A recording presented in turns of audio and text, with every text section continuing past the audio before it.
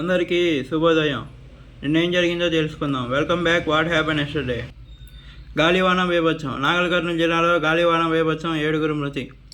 రెమల్ తుఫానుపై ప్రధాని మోడీ అత్యవసర సమీక్ష. ఉపరితల ద్రోణి ప్రభావంతో ఏపీ, తెలంగాణలో వర్షాలు. సంగారెడ్డి జిల్లాలో ఈతకు వెళ్లి 2 యువకుల మృతి. తెలంగాణలో పట్టభద్రుల ఎమ్మెల్సీ ఉప ఎన్నిక పోలింగ్. రేపు బెంగళూరు పోలీసులకు విచారణకు డ్రగ్ కన్జ్యూమర్లు. ఆర్మీ చీఫ్ మనోజ్ పాండే పదవీకాలం పొడిగింపు. ఖతర్ విమానంలో కుదుపులు, 12 మందికి గాయాలు. పపువాలో కొండచర్యలు విడిగిపడ్డ ఘటనలో 670 మంది మృతులు. మూడవసారి ఐపీఎల్ కప్పు కొట్టిన కోల్కతా. జయశేఖర్ సారథ్యంలోని కోల్కతా నైట్ రైడర్స్ నిన్న మ్యాచ్లో ఎస్ఆర్హెచ్ని 8 వికెట్ల తేడాతో ఓడించి ఐపీఎల్ కప్ సొంతం చేసుకుంది. ఇప్పటివరకు మనకు వచ్చిన వార్తలు ఇవేనండి.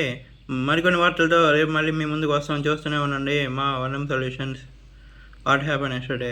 Thanks for watching.